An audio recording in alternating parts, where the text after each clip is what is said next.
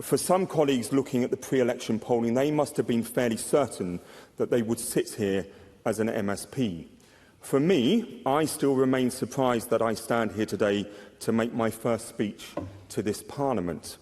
Perhaps not quite as surprised as my SNP colleagues. After all, many people said that overturning a majority of more than 15,000 votes in Skye, Loch Harbour and Badenoch, one of the SNP's safest seats, was simply impossible. But that previous majority was a reflection of the immense popularity and dedication of my immediate predecessor, Kate Forbes, and before the recent boundary changes of Fergus Ewing, who represented part of my constituency with equal distinction. I follow two remarkably hard-working politicians who, in very different ways, represented both their constituents and the wider Highlands with passion and conviction. Whilst it remains unclear whether all of their former colleagues fully recognise the loss that their departure represents to their political movement, it is clear that this Parliament is poorer for their absence. We all watch with interest to see what role Kate and Fergus play in Scottish public life in the future. Listening to numerous first speeches from colleagues in every party, it seems this speech is an opportunity for unabashed political boasting, a version of constituency top trumps. Well, Deputy Presiding Officer, I'm willing to take on any member at that game because I believe I hold all the best cards.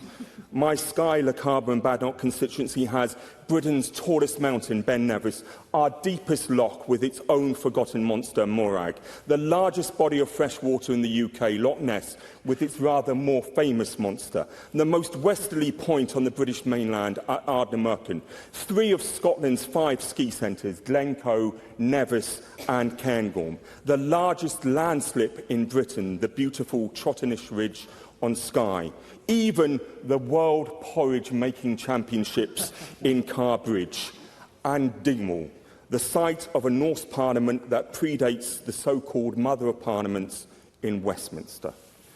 But last, and certainly not least, my constituency has a network of incredibly determined and resilient communities who, when faced with the reduction or loss of a public service, never simply accept that that is the end of the matter.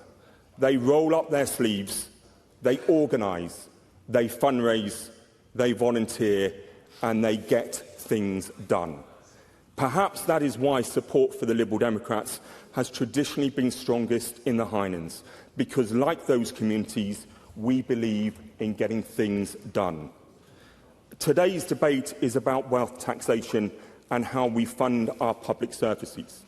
That is an important discussion, and I welcome it. Those with the broadest shoulders should make a fair contribution towards the services upon which we all rely. But if this Parliament is serious about funding public services properly, we must look beyond wealth taxation alone. We must also confront the urgent need for reform of council tax and non-domestic rates. Businesses across the Highlands continue to struggle with a rate system that often bears little resemblance to economic reality, whilst local government, the largest provider of many of our public services, continues to shoulder ever greater responsibilities with even fewer resources. Having served for 12 years as a Highland councillor, I have watched local government being hollowed out. Services have been centralised, reduced or removed altogether. It is fortunate that many of the communities I spoke about earlier have stepped in to fill the gaps. But volunteer goodwill is not an unlimited resource.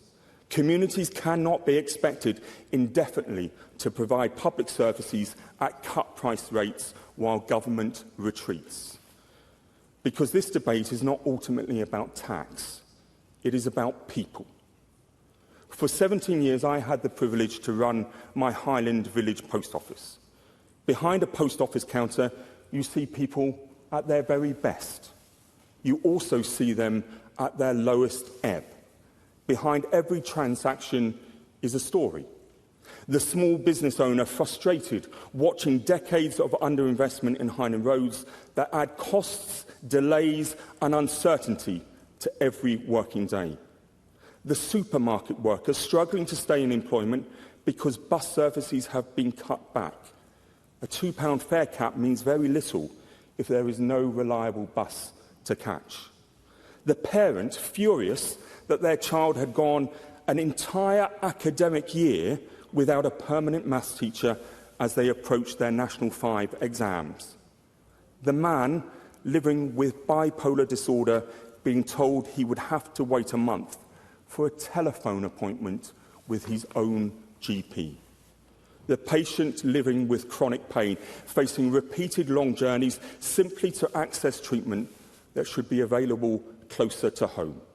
The single mother checking her bank balance and realising she had only a few pounds left to feed the meter, whilst living in a damp council house with ageing storage heaters and no prospect of improvements.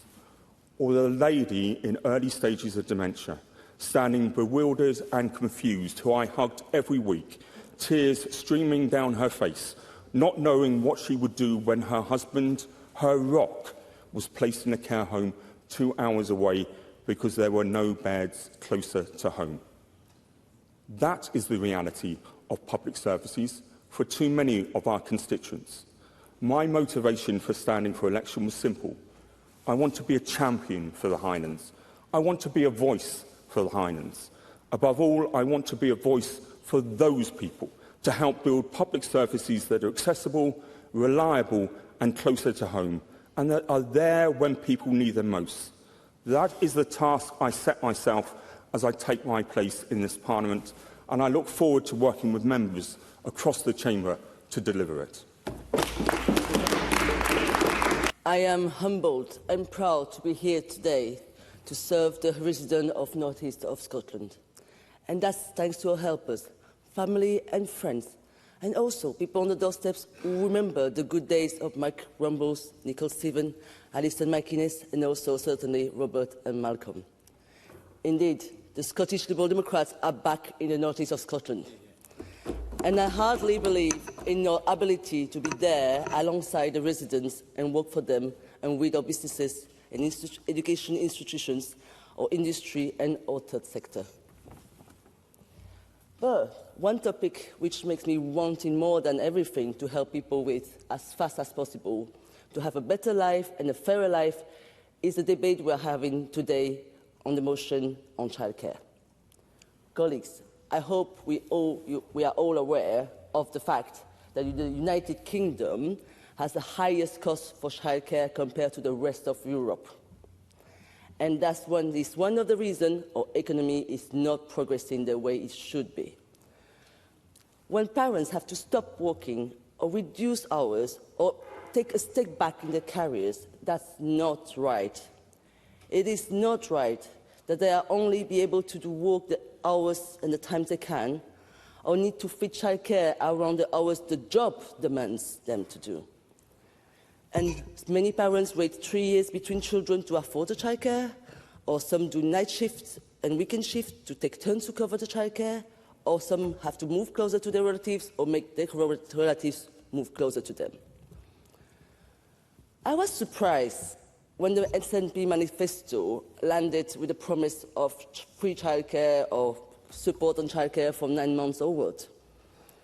Maybe a little bit delighted because, that's something I've wanted to see for a long time.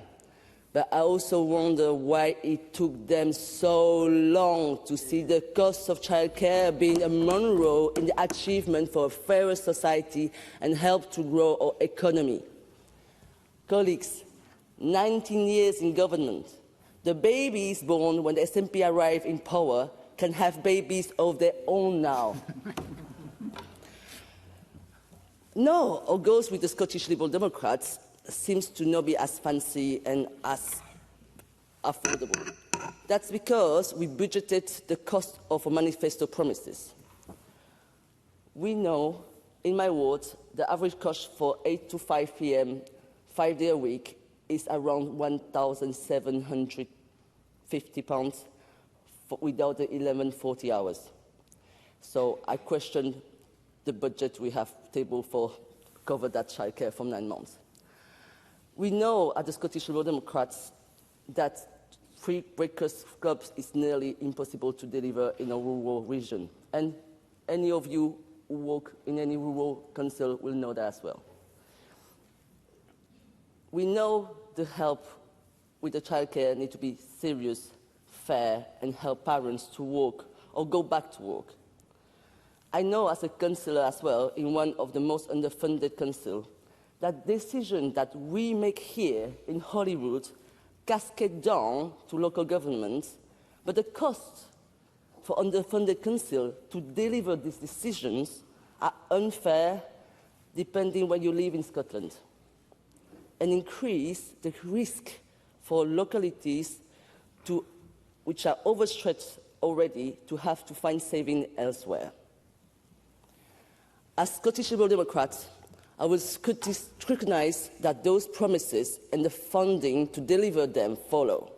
I will fight for all the hard-working families and their network of support, grandparents, friends, nurseries, to be able finally to aim and achieve the choice in life, and finally to feel that they are treated with fairness and equalities. It is a profound honour to stand here as the MSP for the new constituency of Edinburgh Northern. I'd like to pay tribute to my 3 predecessors, Angus Robertson, Alex Cole-Hamilton and Ben McPherson, who I congratulate on his ministerial position. I'm conscious of my responsibility to build on their good work, and I'm grateful to them for their words of support and guidance to me. Edinburgh Northern is a compact constituency. As you would expect of somebody with a Dutch background, I can cycle from one corner to another in 27 minutes, and I often do. My route takes me along a beautifully rewilded former railway network, and the Roseburn Pass stacks up against any cycling route in the country. Within such a tight geography, the constituency is made up of many different communities, each with a distinct character, history and identity. There's the centuries-old coastal community of Newhaven Village with the best fish and chips in the city, just minutes away from brand new developments on the Granton waterfront. There's vibrant high streets in Stockbridge and Davidson's Mains, residential communities such as Trinity, Powder Hall, Bonington, Granton, Pilton, Muirhouse, Drylaw, Silvernouse, Craigleith, Blackhall, each with a deep sense of their own identity, their own much-loved green and blue spaces, and dedicated local organisations that enhance the lives of the people living there. It is where I have built a life, raised a family, and found a community. And one thing that unites all of these communities is the energy that powers its people's lives. So, permit me to forget about Scotland's energy for a minute. What does energy mean for the people of North Edinburgh? As a councillor and a candidate, I have spoken to thousands of people across the constituency over the past 4 years. And it's a lot of things. Energy is, on any chilly day, making decisions about whether to buy food or heat your cold, drafty home. You keep your windows firmly shut to waste no heat, but then end up with mould on your walls. The mould makes your children sick, and their persistent cough means they miss school. That is energy. Energy might mean that you worry about your family's bills rising sharply because of conflicts far from our shores, but with impacts felt in our homes. It might mean putting off important financial decisions or forgoing things that in your life that you value and enjoy. Or it might be your business that is struggling to keep up with rising production costs. It might be a young person who wants to go to Edinburgh College to become a heat pump installer, but can't get a place to study because there is not enough money in further education to meet the demand of places. Energy is also the Granton waterfront heat network plans falling apart at the 11th hour because the cost of electricity is so high that it is difficult to make the numbers stack up. But energy is also the P7s in Vordy and Blackhall primary schools who spoke to me about how they would design the city of the future. Some of their ideas were a little bit outlandish. I remember they had a real thing for living underground. But their love for the environment and their enthusiasm for innovative clean energy gave me immense hope for the future. Energy is also working together as neighbours to produce your own renewable energy. Groups like the Dudley Eco Community who are collectively navigating the planning system to add solar panels and heat pumps to homes within a conservation area, because they want to play their part in reducing our carbon emissions. All of these things are what energy means to the people of Edinburgh Northern, and as their MSP, it is my responsibility and my privilege to help find ways to address the issues that they face. This is why the Liberal Democrats want to insulate cold homes with an emergency home insulation programme and help the most vulnerable households with their fuel bills. It's why we want to see an expansion of renewable energy to reduce our reliance on fossil fuels and reform community benefits, as my colleague Liam MacArthur has highlighted, so that communities truly benefit from projects on their doorstep. It's why we want to protect funding for colleges, as we did in the last Scottish budget, to make sure that young people can gain the skills they need to get good green jobs, and that our society needs for a just transition to an economy that does not rely on fossil fuels. It's why we want the UK government to follow through on a full decoupling of electricity prices from the expensive and volatile gas prices, so that heat pumps, heat networks and other electrified heating and transport options are feasible and affordable. And it's why we want to remove barriers for microgeneration and community energy projects, so that more renewable energy is generated near to where it is used. Presiding Officer, I will work with this government with passion and, yes, with positive energy to use the powers already within our possession to deliver for the people of Edinburgh Northern. Thank you. Thank you, Presiding Officer. This is my first speech. Time is limited, so with respect, thanks to everyone who got me here, the voters of the south of Scotland, my supporters and my predecessors. My ambitions for Scotland are slightly different to those who are concerned with the Constitution. Mine are inextricably linked to the future and aspirations of our care-experienced community. Those are our children and young people who spend time in our foster care system, residential care, kinship care, who are looked after at home, secure care and have been adopted. There are approximately 13,000 of these children and young people in care today. They are the responsibility of the state. I have worked with care-experienced people for the last 30 years. I've been an expert independent advisor to the New Zealand and UK government on care system reform and led the charity here for many years, called Who Cares Scotland.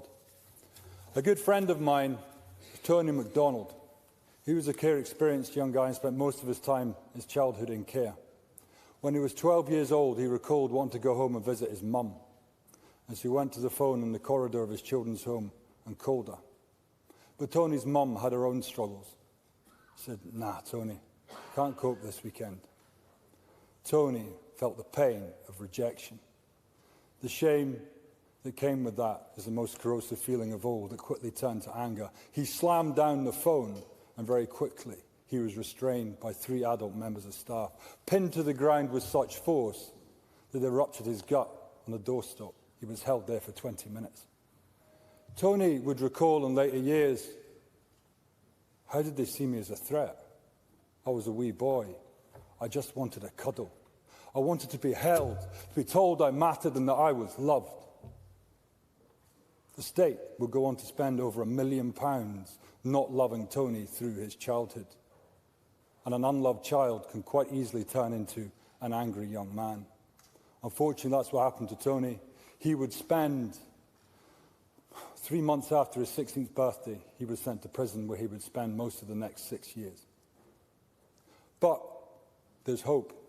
Tony's mum, remarkably, turned her life around, and she gave inspiration to Tony to do the same. And after he'd spent 18 months in rehab, I'm proud to say I employed him.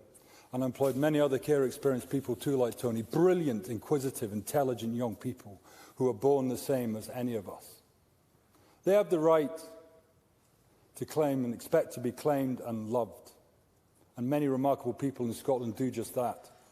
But there are those, and I'm afraid it's nearly half, who are not claimed, who are left alone.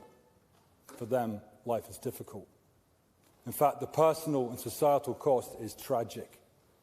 If in this Parliament we want to make change, if we want to halve the adult prison population, then transform care. If we want to cut by 1/3 our rough sleeping population, then transform care. If the scourge of Scotland, which is drugs death, which is debated in this chamber often enough, then we need to transform care. The reason this is galling is not just that we spend £1 billion a year on not really looking after these children as well as we could. It's that 10 years ago, Tony MacDonald shared his story along with 1,000 other young people to the First Minister of the SNP government at the time, Nicola Sturgeon. She was affected. She said, "I commit to ripping up this system." She commissioned a care review which led to the promise. And to a large degree, I'm stood in this chamber today because that promise is unfulfilled. It has not got a transformational action plan years on. We do not know what should start, what should stop. We are told it's culturally difficult on the front line to make change. To anyone in this chamber who's worked outside of politics, when someone says there's a cultural problem, you know you have a leadership problem. It is time for change. But the reality of this is more stark. This is a crisis because too many people have died since promises have been made. I will now name a few of those who were known to me and my friends. I will not give their full name, but I will give their ages. Chloe, aged 19. Violet, aged 21. Rachel, aged 25. Darryl, aged 19. Mikey, aged 17. Katie, aged 23. Michael, aged 16. Ian, aged 17. Mary Ann, aged 23. Natasha, 16. Alicia, 25. Dexy Lee, 22. I could go on and on. These are only a few of those who have died. They are all care experienced. They are children of the state. They are, by law, the children of the ministers who sit in the benches in the front of this chamber. I estimate over 2 million days of life will not be lived by those who have died prematurely since promises have been made. My ask today is simple of this government. Commit to publishing the premature death rates of all care experienced people. We have a moral responsibility to know, but we also then have a baseline to know if we are making progress. What parent doesn't know if their child is alive? I will work constructively to improve this system because for me this is a national emergency. It may well be endemic and become normalised, but it must change. So I thank you. If we want to be ambitious for Scotland, let's start with our children. We have all the powers already in our constitution here to do that. I dedicate this speech to Tony MacDonald. He also died in an accident on the 2nd of September 2022. Thank you. Like many new MSPs, I begin by putting on record my thanks to my family, friends and supporters for helping to send me here. The responsibility to now represent everyone across Caithness, Sons and Ross is one that I take seriously. Over the last few years, people have shared with me their stories, their hopes and their worries. Worries that all too often centre on the struggle to access healthcare close to home, particularly for women. It is therefore fitting that I make my first speech in this debate on the NHS. But before I make progress, Deputy Presiding Officer, I wish to pay tribute to my predecessors. Now, John Buchan, the Scottish author, historian and statesman, viewed public service not merely as an administrative duty, but as the worthiest of ambition and the highest, most honourable adventure. I'm honoured to begin that adventure and follow in the Liberal traditions of Bob McLennan, John Thurzo, Charles Kennedy and the only other Liberal Democrat MSP to represent this remarkable constituency, Jamie Stone, whose public service is recognised on every doorstep. All of us have a shared common belief that the best decisions are made when local people are empowered to make them. That principle must guide how we reset this Parliament and our politics, and the Liberal Democrats will work constructively with the Government and members from across the Chamber in order to advance that cause. I also pay tribute to Gail Ross, fondly remembered here, particularly as a strong advocate for rural proofing, an issue I intend to champion in the years to come, and to Marie Todd, who I congratulate on her return to government, and I thank her for her warm words to me and to my parents, who I can tell members are in the public gallery this afternoon. Deputy Presiding Officer, I will further put on record my thanks to the members sitting beside me who paved my way to this Parliament. So to Alex Hamilton and Willie Rennie for their boundless leadership, and to my good friend and former boss here at Holyrood, Lee MacArthur, for his many years of mentorship. It is now a privilege to sit alongside them as part of the largest Liberal Democrat group in nearly 20 years. Now, Caithness, Cillins and Ross is Scotland's largest constituency. It presents particular challenges: sparsity of population, distance and severe winter weather, all demanding a different approach to the delivery of services. Let me therefore be clear. What works in the Central Belt will not always work in the Highlands, particularly where healthcare is concerned. Deputy Presiding Officer, there is no issue that speaks more to that sense of being forgotten and misunderstood than the downgrading of maternity services in Caithness. Surely all members can agree that it isn't acceptable that mums-to-be in the far north must travel 100-mile-plus journeys in order to give birth at hospital in Inverness. Many families have shared with me their stories. That fear of battling through winter snow, the trauma when emergency transfer plans go wrong, and the anxiety about whether they could ever face having another child under such circumstances. Now, the Cabinet Secretary, who I congratulate on her appointment, will be aware that the situation has attracted international attention, with Caithness Health Action Team taking their case to the UN following a report by the Scottish Human Rights Commission, which found that mothers felt unsafe and terrified. Caithness Health Action Team has led this campaign with real determination, and I am pleased to therefore put on record my thanks to Ron Gunn, Ian Gregory and Maria Aitken for their outstanding leadership. The Cabinet Secretary will also be aware that last November, this Parliament voted for a Liberal Democrat amendment calling for an independent review of maternity services in Caithness. That must mean a chair independent of both NHS Highland and the Scottish Government, and a real commitment to community-led engagement. Now, the Cabinet Secretary has confirmed to the Chamber that she will deliver a statement next week, and I welcome that. However, I urge her today to provide my constituents with a clear commitment on those points and the reassurance that they have waited for far too long. Deputy Presiding Officer, I will finish with this. On Friday, friends and family of the late Jim Wallace will meet in Dunblane to celebrate his life. Jim was an architect of devolution and a politician defined by his ability to build agreement and respect those with whom he disagreed. And in his last contribution to this chamber, he said this: "At a time when politics can be so polarising, surely a common commitment to service, whatever our faith or creed, is something that can unite us all. I hope this Parliament will rise to the challenge that Jim has set us. And for my part, I commit to doing my very best."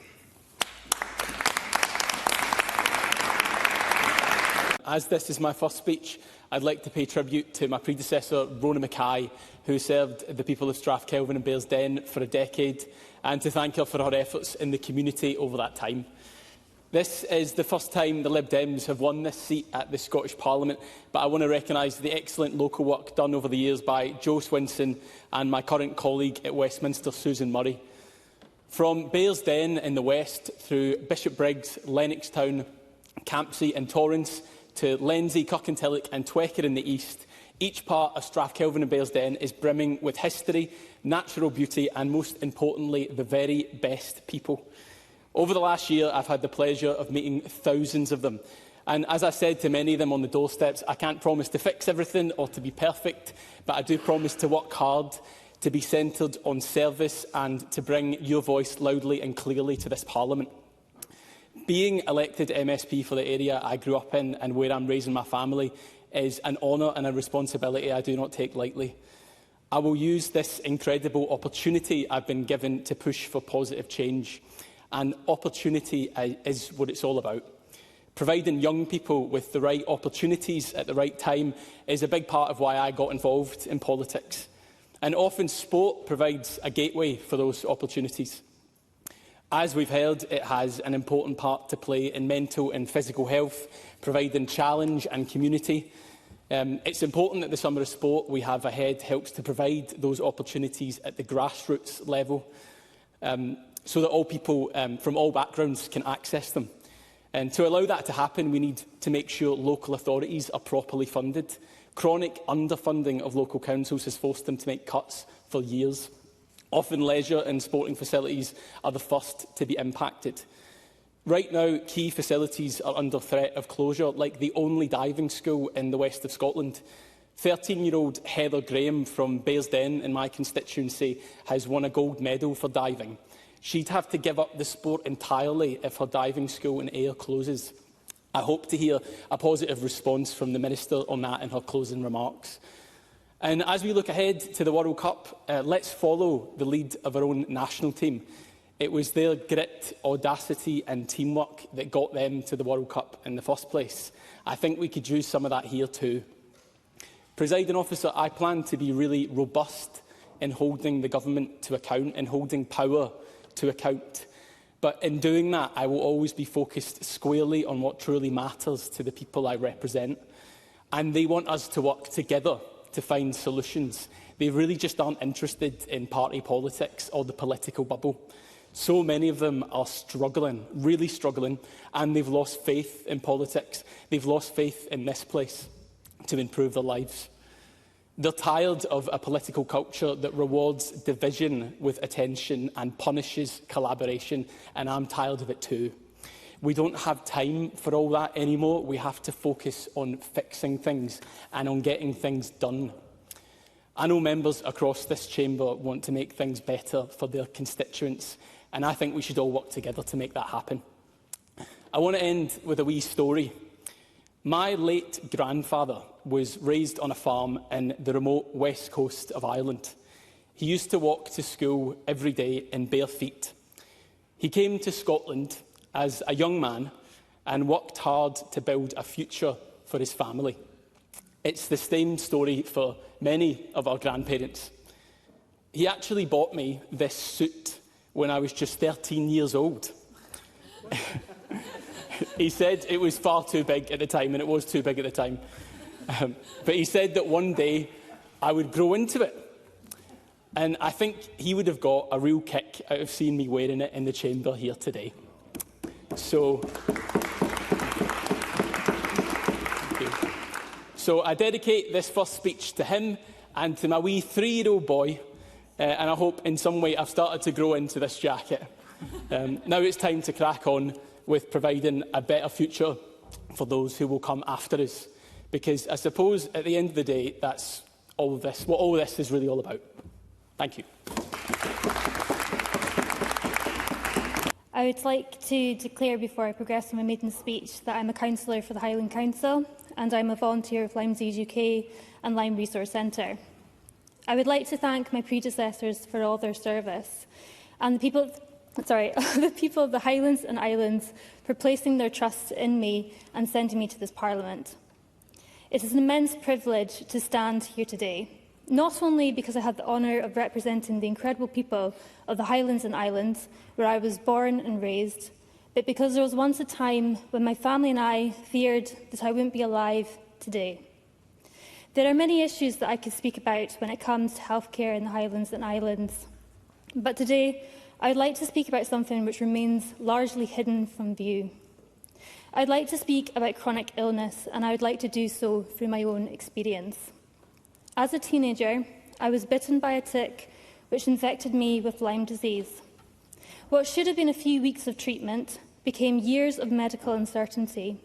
I was repeatedly misdiagnosed, repeatedly denied treatment, and ultimately left to fend for myself as my health condition deteriorated.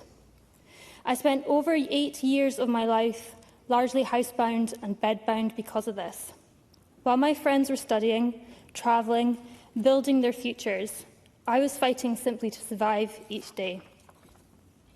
It was only through the determination of my family and the financial sacrifices they made that I am here today. Even now, I live with a lifelong illness that affects every aspect of my day. But my story should never have been my story, and nor should it become anybody else's. Yet, all these years on, I constantly hear from people whose experience mirrors my own. The tragedy is that for many people, a few weeks of the correct antibiotics can prevent a lifetime of ill health and disability. Despite the NICE guidelines on Lyme disease coming out in 2018, people are still being refused treatment, prescribed inappropriate antibiotics, and diagnosed too late. The main reason for this is that we still don't have an accurate blood test for Lyme disease. Lyme disease is caused by an extraordinarily complex bacteria, but complexity should never be an excuse for neglect. More worryingly still, these failures are not only harming people's lives, they are costing them. Scott Beattie was a gamekeeper from Rossshire who died at Raigmore Hospital at the age of just 43 after being misdiagnosed and mistreated. What happened to Scott should never have happened, and we owe it to him, to his partner and their 2 children to do better. We owe it to all those people who were left with so little hope by the very system that was built to support them that they felt they had no choice left to them but to take their own lives. The issue with Lyme disease is widespread, from people being infected walking up Arthur's Seat to people's gardens being so overrun by ticks in the Highlands and Islands that they are scared to let their children play in them. In fact, in a 2024 survey by Lyme Resource Centre, they found that 80% of respondents reported being infected with Lyme disease in the Highlands and Islands, and yet public awareness remains painfully low. The same survey found that 82% said that they, a family member, friend or colleague suspected Lyme disease long before a medical practitioner did. Patients should not have to diagnose themselves, but sadly many people living with chronic illness will recognise the experience of having to self-diagnose. Across Scotland, people with ME, CFS, fibromyalgia, endometriosis, POTS, Ehlers-Danlos syndrome and many other chronic conditions face similar struggles to get diagnosed, access support and treatment. While the conditions may be different, their experiences are often remarkably similar to those who suffer with Lyme disease. Perhaps the most damaging experience of all, though, is not simply the illness itself. It's not being believed. People with chronic illness are often told, it's probably just anxiety. Well, you don't look sick. It's all in your head. These are statements that patients should never have to hear. People with chronic illness should not have to sell their homes, spend their pensions, take out huge loans to pay for treatments that should be provided on the NHS. Because behind every misdiagnosis and every waiting list statistic is a human being whose life has been torn apart. I remain proud of our NHS and grateful to the staff who work tirelessly within it. But supporting our NHS also means being honest about where it is failing. We need to have better diagnostics for all chronic illnesses. We need specialist expertise. We need greater awareness among both healthcare professionals and the public. And we need to ensure that patients are listened to when they tell us that they are ill. Because my story should never have been my story, and Scott's story should never have been his. And all across Scotland today, there are people whose stories are still being written, and we have the power to change them. So, I ask this chamber to come together to ensure that no one in Scotland has to fight harder to be believed than they do to get well. And I ask the Cabinet Secretary if she will pay tribute to this in her closing speech and will be open to further discussions with me on this topic. Morven Tang.